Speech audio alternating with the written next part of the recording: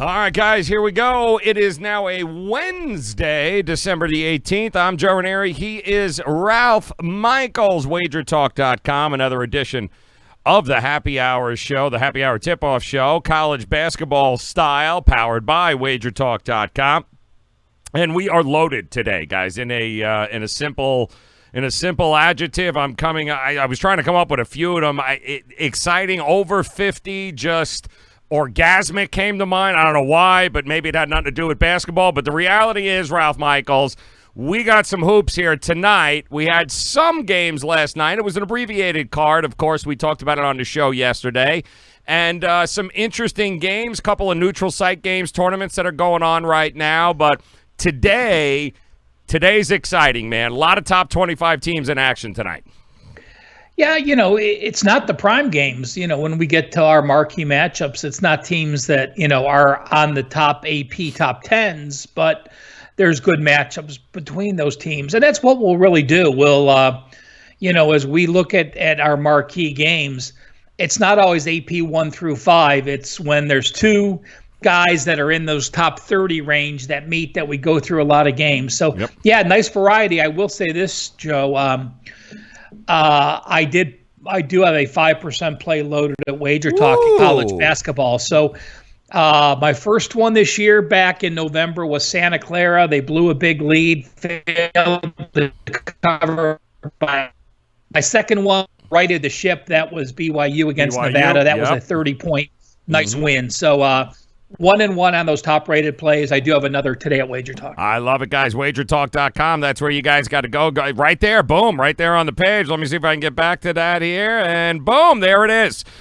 We got it. Ready to go. You can see Ralph Michaels there. Make sure you get there. 5% tonight. College hoops. Let's dive in, Ralph, to a quick review. Again, small slate of games yesterday, but interesting games to say the least. Some games around the corner. Weren't any crazy upsets to speak of, except for, the game I liked, which would have been, of course, Temple and the Miami U there. Jim Larinaga, he's got back spasms. He's going to be there. He's not there. He's at the Barclays Center. And Temple's supposed to be a great defensive team. Yeah, great. Okay, Miami wins on a couple of free throws to end it. I don't know what to make of this Miami team. I really do not, Ralph. They're very confusing to me this year. Yeah, well, there's times, Joe, I've mentioned a few of them on this show as well. I've learned basically this. When you have a team that you've read wrong a couple times, perhaps you wanted to fade them and they look good, and then perhaps you were on them and then they look bad.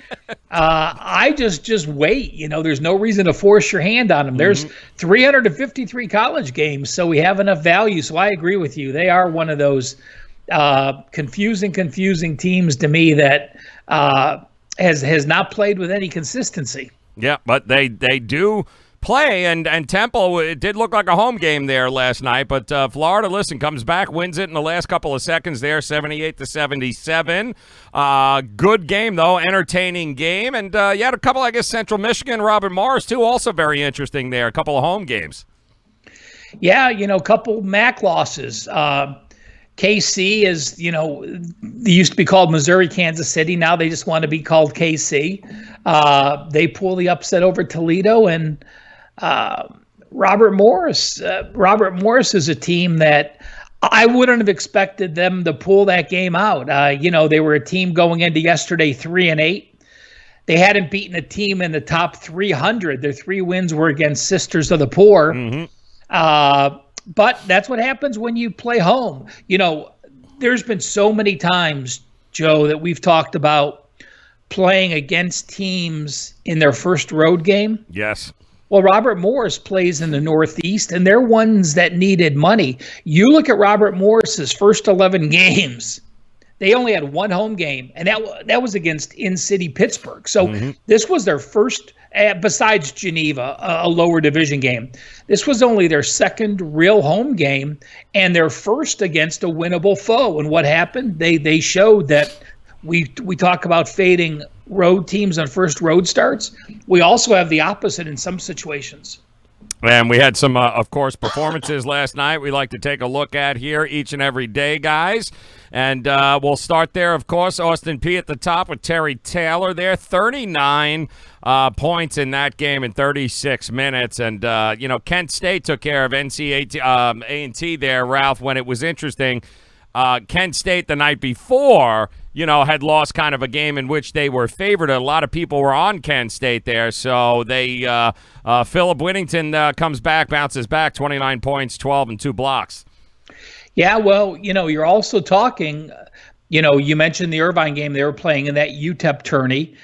You look at his minutes, he played 42 minutes on the second of a back-to-back. Yeah. So obviously they felt they can put the Kent State team on his shoulders, and he comes through with 29-12 and then 2 blocks as well. So great job. To be 18 again, huh, Ralph? To be able to do it. That was the NBA. He'd need 3 days off, Ralph. You know how that works. Yeah, and look at Colby Ross on the bottom. 31 points, only 1 rebound, obviously a point guard, but 5 assists, 3 steals, and a block. The point guard with a block there. Yeah. Yeah, it was a good game, too. Late night game. Pepperdine needed to come back in the second half to be able to pull that out against Portland State. So some interesting names there. Keep an eye, not teams that we'll talk about an awful lot, but keep an eye on that Isaiah Stewart, I think, for Washington, Ralph, too. They play so darn late. I know you're in the West Coast, but, Washington and the Pac-12, they're going to be that's a pretty good team. He's a pretty darn good player. I had a chance to watch some of him last night.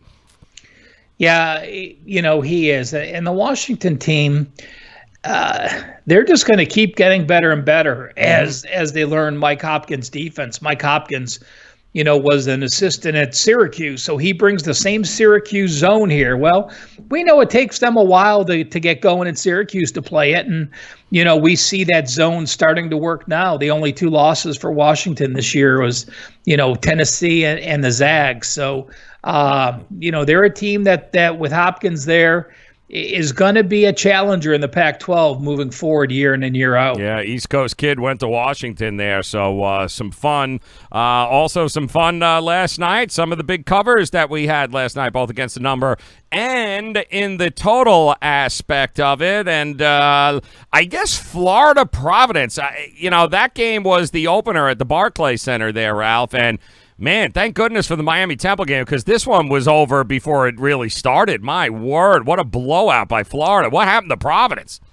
Well, remember yesterday I said Florida was on sale. They were an AP top 6 team. I just didn't jump on them quick enough yesterday. So, they're a team I had circled, and sometimes you miss out on a win, but I'd rather make sure they're that team that I think they are. So Eastern Washington, a very good team at home, and,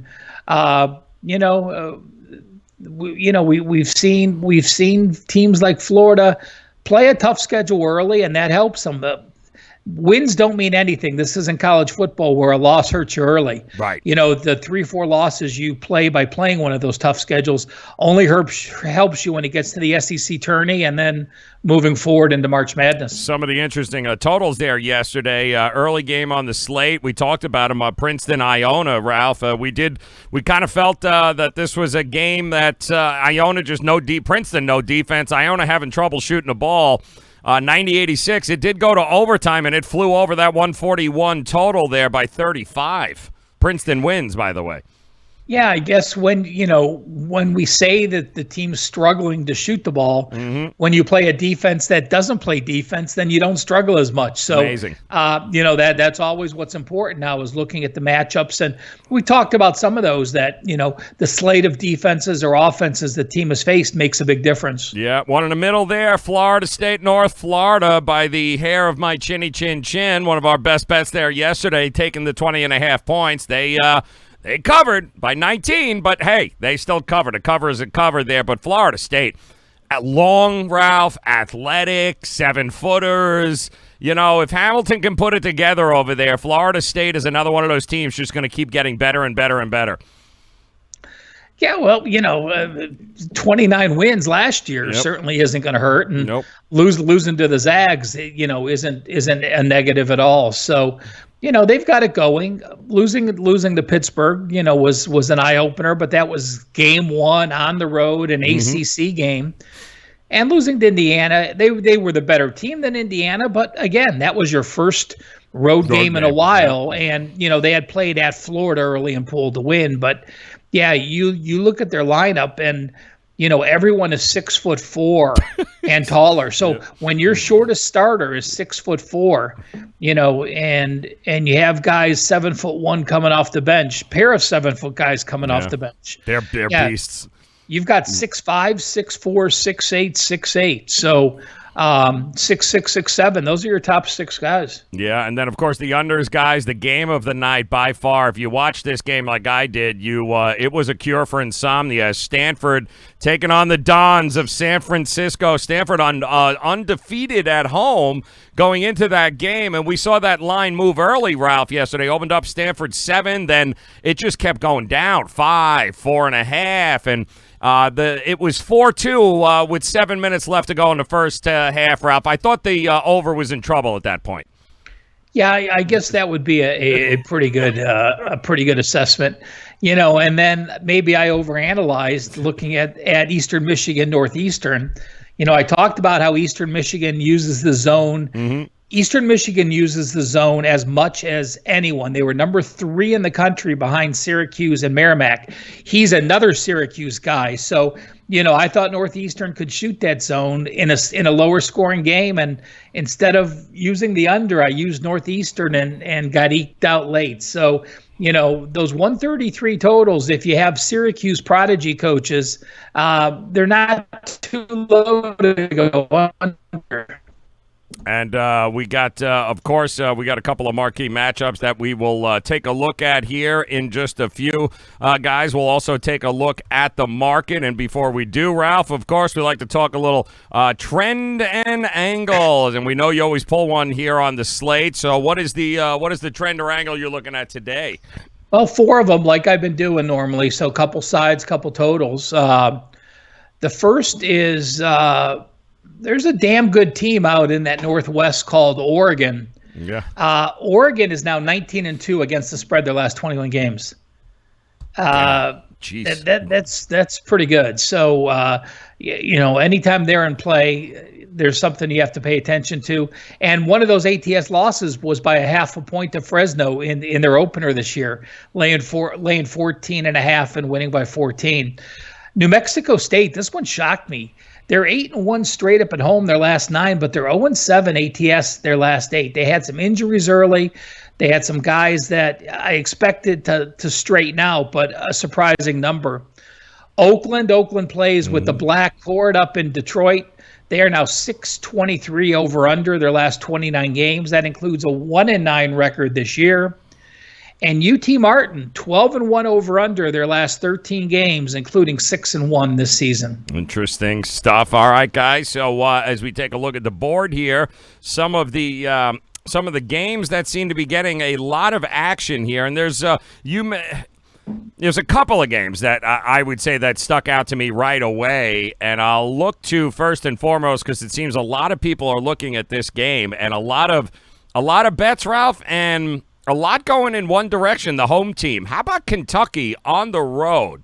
Laying 11.5. It keeps bouncing back and forth against a Utah team that, let's face it, one of the most efficient scoring teams in the country. Now, this will probably be the best defensive team that they've seen, but they are at home, and this money just keeps coming in. So do the tickets. A lot of people taking the points in Utah in this one.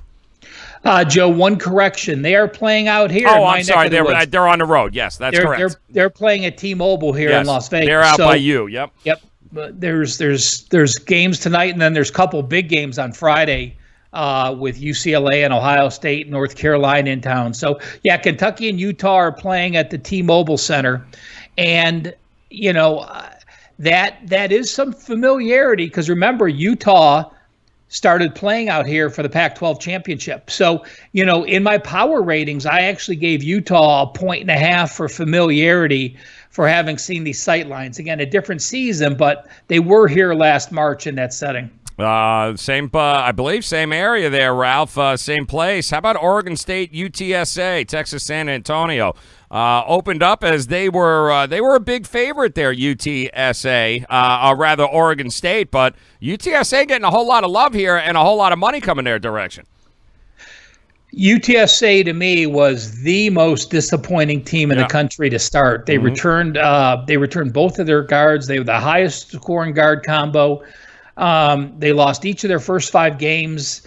I had lost a couple times on them. I was on them against Oklahoma. They had the lead at halftime, and they ended up losing by 20.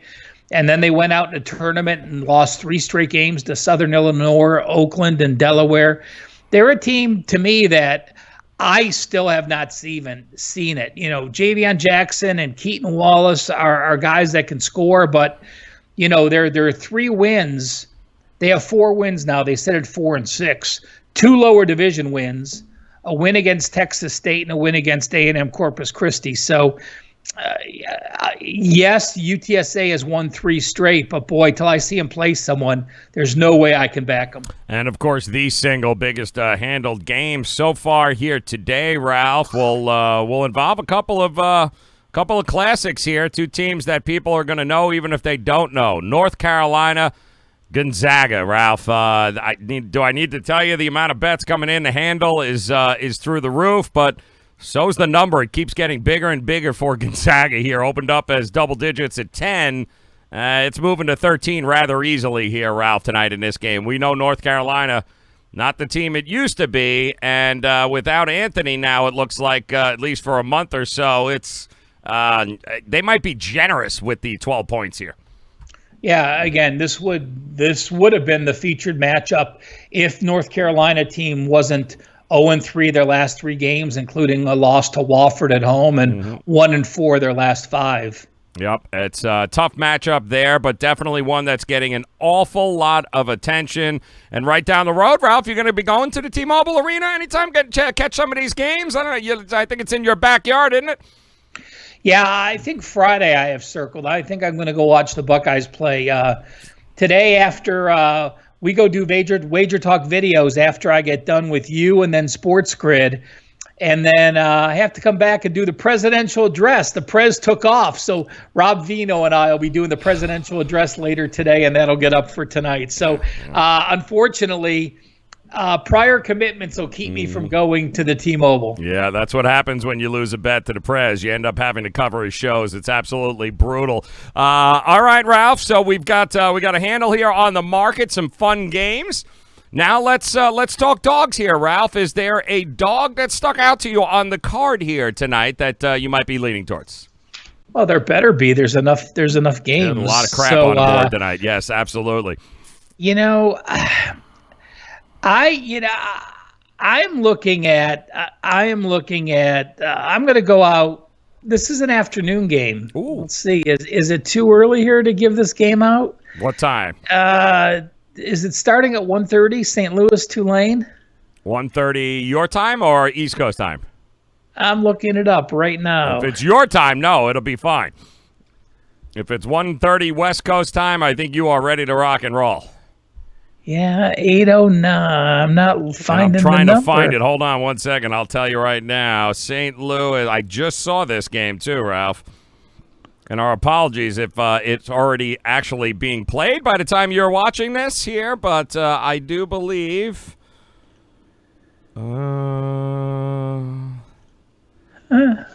Let's just. Why am I not finding it here? Wait a minute. Yeah. Hold on. No, that's saying no. You said nope. Wrong page. Never mind. I went brain dead on you there, okay. And I was looking at notes that I was writing ahead for the weekend. So I'm jumping the gun. That's what happens when you get involved with the Prez and the presidential. That's what happens, man. He rubs off on you. It's terrible. No, it's really this. It's when I see something I like or don't like, I just start going into the schedule and I'm marking notes the game ahead because with the NFL, you're going to remember the 32 teams and you're going to remember what happened. But I mean, there's a lot of times in college basketball, you might be watching highlights or reading a story, or, let's say I go into a local paper and I'm in a Mississippi paper and Mississippi's playing tonight, but all of a sudden there's an interesting Southern Miss article that I go in and read while I'm there. Then all of a sudden I jump ahead of my schedule and start looking to where Southern Miss plays their next game and jot that note down. So that's all that happened there. Is I had that game in my head because I was in there reading a game this morning, and decided to go against it. I'm going to say, there is a game that I've got friends going to, and it's another game here in Las Vegas, and it's UNLV against Pacific, and I like the Pacific team. I'm gonna, not that I'm really looking to fade UNLV. Yep. Because I think with the coach hire coming from South Dakota State and the players he's got, I think he's headed in the right direction. But they haven't played since the 7th. That's an 11-day layoff. That was a game at BYU, and this Pacific team. They come in at 10-3. They're confident foes. Their losses are to teams that have all been better than UNLV. But close. So basically, their 3 losses are to teams: Boise in 3 overtimes, Hawaii and South Dakota, all about the same range as UNLV. They've already won at Long Beach State. They went to Hawaii. They've played a couple neutral games. So I'm gonna call Pacific for the small upset tonight. Oh, I like it. I got 2 that I circled here, piggybacking off of the North Florida getting 20 points there last night and covering for us, Ralph. 2 games I think started out, and I think once again value when we start getting into these double-digit dogs here. One of them is West Carolina getting 15 and a half points going up against Xavier, who just lost to Wake Forest there over the weekend, 9-2 on the season, but a whole lot of close calls this season, Ralph, and they're only outscoring opponents by an average of 9 points this year. I have no doubt that they'll be able to beat the Catamounts here of Western Carolina, but they come into this game 7-2. They've won 5 in a row. They also beat UNC Asheville on Saturday, 78-77. Xavier's going to win, but they ain't going to win by 15 and a half, 16 points here, Ralph. Yeah, I mean, Western Carolina, a decent team in the SoCon. Probably right behind East Tennessee State. Maybe Greensboro's in that mix, but we saw Wofford already just beat North Carolina. We've seen what Samford and Furman can do. So when you're talking about the Southern Conference, it's not a sisters of the poor. It's right. Mason Faulkner is a player who can play with anyone. So it's a very, very competitive conference, and that helps them going on the road against these quality foes. Yep, and very reliable offensive team, too, averaging around 79 points a game. So should be good. I mean, Xavier will get back on track, but give me the double digits. I'll take that all day long. How about a nice reliable revenge spot or situational spot on the card here, Ralph, that you like tonight? It's one where I looked at, and I'm looking to fade South Florida against Utah State. They're in a neutral setting. They're playing in Houston. This is the South Florida team that is 6-4. They play very slow tempo. They don't use a lot of bench people. And the Utah State's coming off the loss.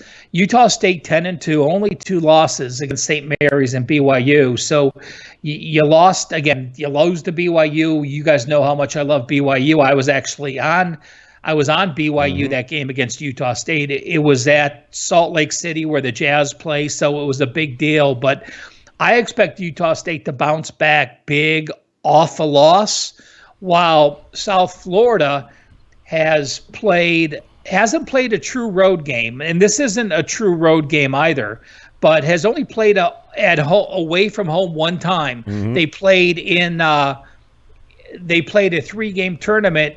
I believe they were in the Bahamas.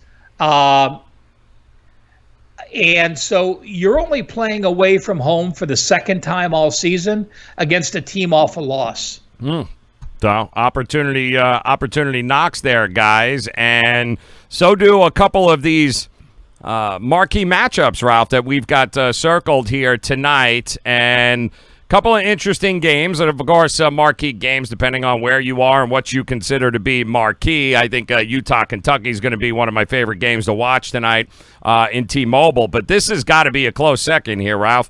Bobby Hurley and company there, the Arizona State Sun Devils at home taking on, if they get there in time, because we all know how St. Mary's is slower than molasses.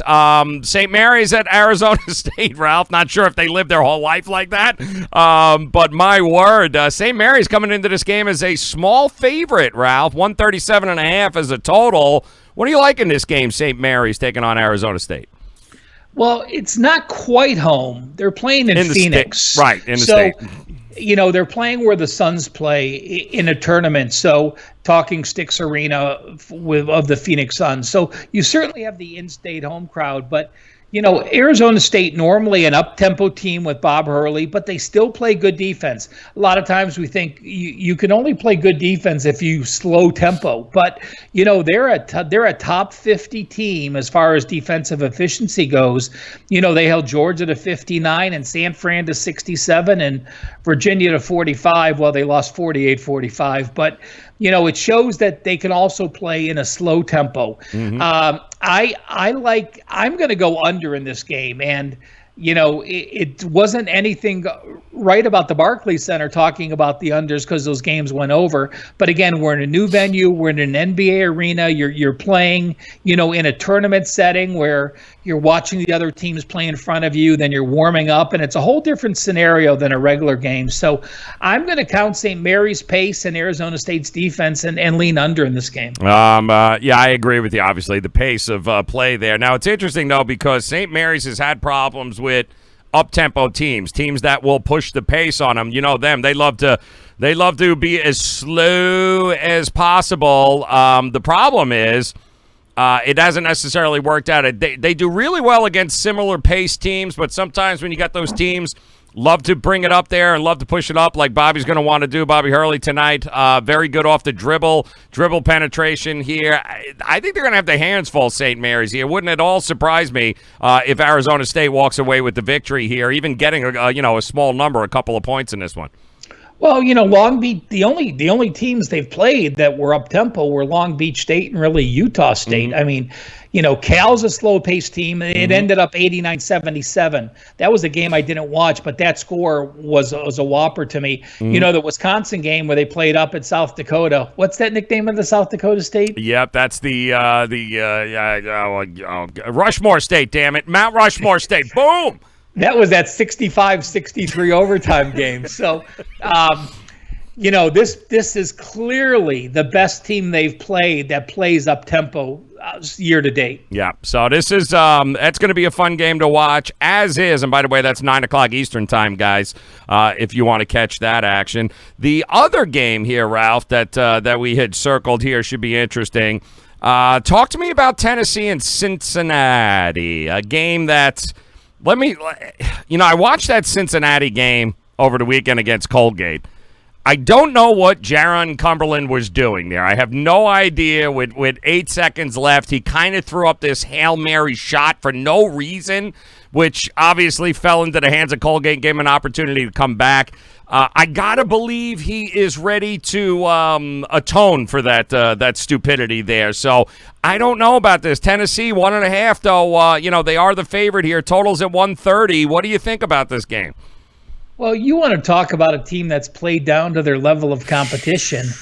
You lose to Ohio State. You play well against Ohio State. I think you're winning by 9 in the first half, and then you lose the second half. And then you beat Illinois State by 1. You go to overtime against Bowling Green and you lose. You go to overtime against Valpo, you win. You have a third straight overtime game against UNLV, you win. Then you're at home to Vermont, you only win by 9. You play your in-city rival, your cross-city rival, Xavier, you lose by 6, and then you lose to Colgate by 1. So I think in their last 7 games, it's probably been they're 4-3, and it's probably been close to the exact points scored for and the exact points allowed against. But they do have a score as long as Cumberland knows when to shoot the ball the right way. Tennessee's a team to me that really hasn't played much. You lost to Memphis, you lost to Florida State. Your next best loss is the VCU, and this is a situation where it's your first true road game. So because of that, I look for a low scoring game, and I lean with Cincinnati a little bit. Tennessee.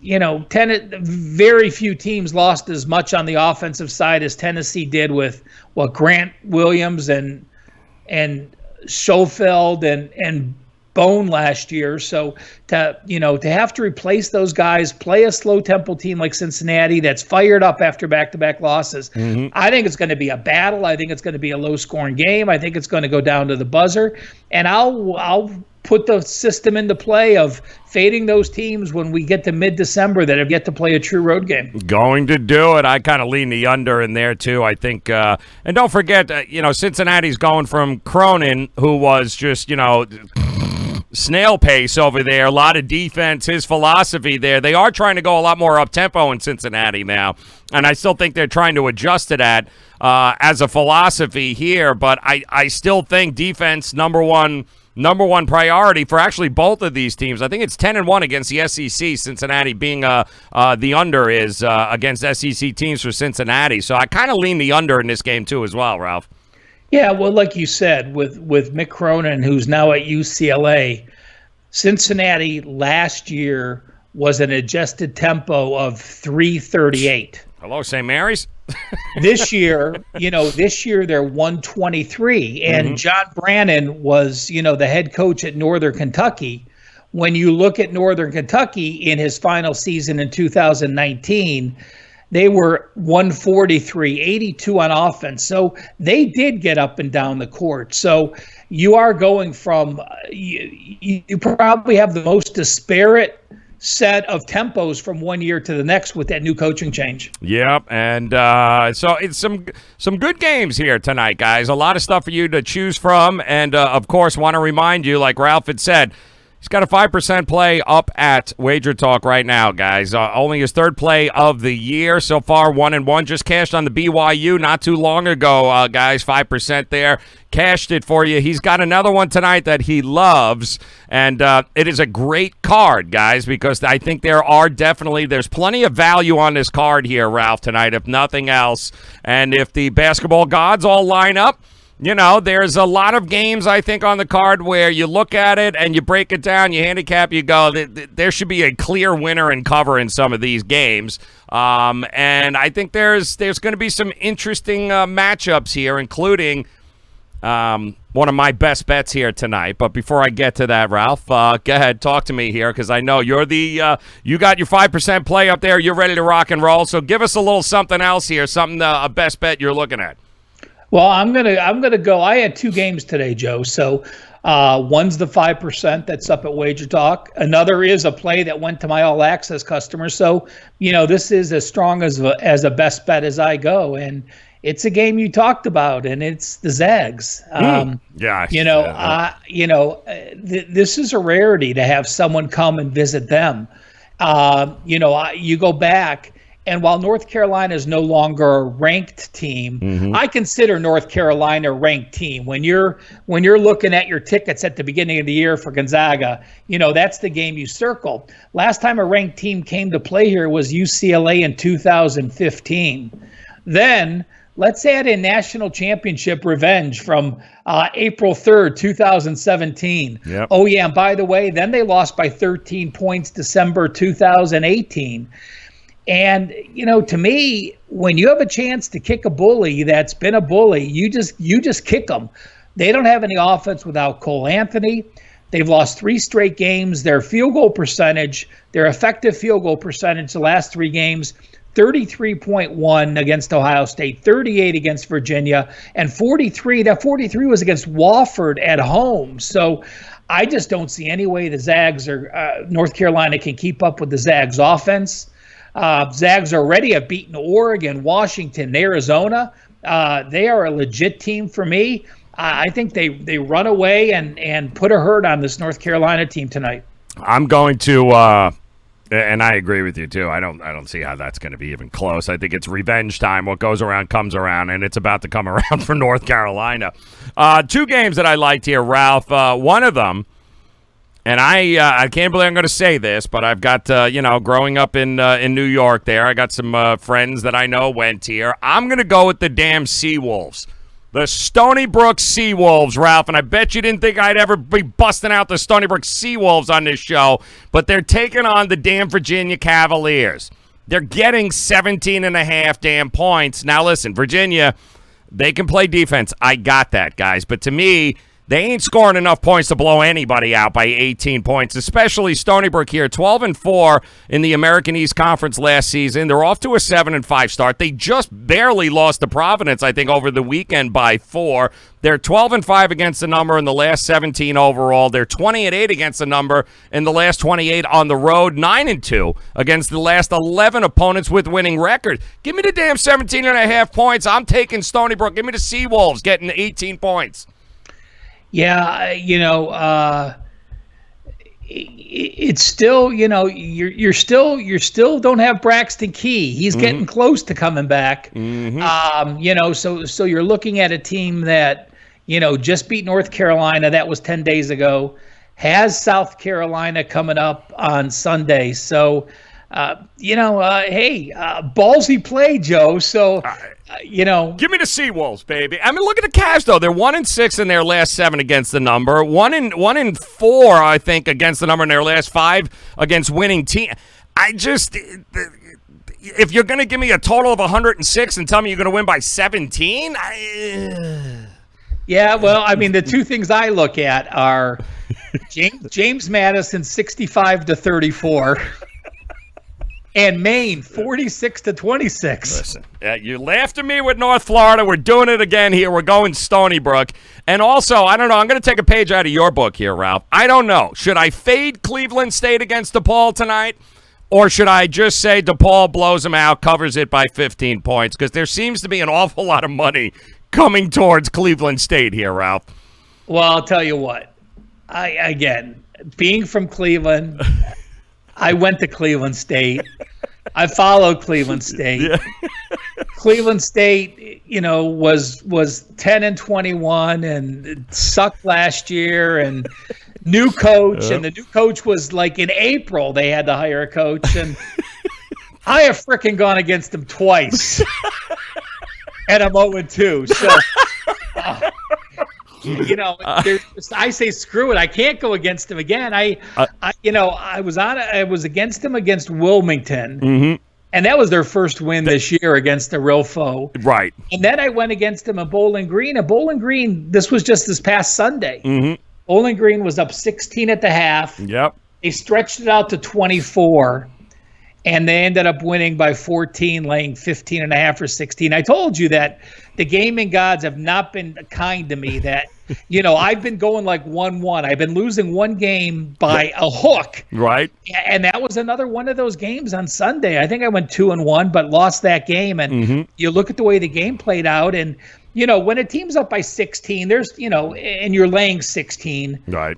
At half, it can go either way. But when that team expands the lead to 24 or 25 with like 8 minutes to go, you expect them to hold that lead and carry it out. So they didn't. So, quite simply, Cleveland State burned me once, shame on me. Cleveland State burned me twice, screw you. So I have to have at least 2 weeks between a team screwing me twice before I have the balls to go back to them. Let me tell you this, too, guys, all right? The game's 7 o'clock Eastern time. The Cleveland State Vikings at the Ralph Michaels Center tonight. 7 p.m. I didn't realize they named the arena after you, Ralph. I had no idea, but yes, the DePaul Blue Demons are coming in. DePaul 11 wins in 12 games is what they're looking for, you guys. They've been on fire, so let's see what happens in that matchup. But give me the damn Stony Brook Seawolves. Make sure you guys head over to wagertalk.com. Grab Ralph's 5% play tonight, guys. Make it a profitable night in college hoops. Plenty to get to. We'll be back again, of course, tomorrow, breaking it down, covering everything that happened tonight, and then getting you ready for everything that's going to happen tomorrow night on Thursday. So, Ralph, good luck. Cleveland State, damn it, alum in the house. The Ralph Michaels Center stage here tonight against DePaul. Ralph, good luck, brother. We'll talk to you again tomorrow. Talk to you in 23.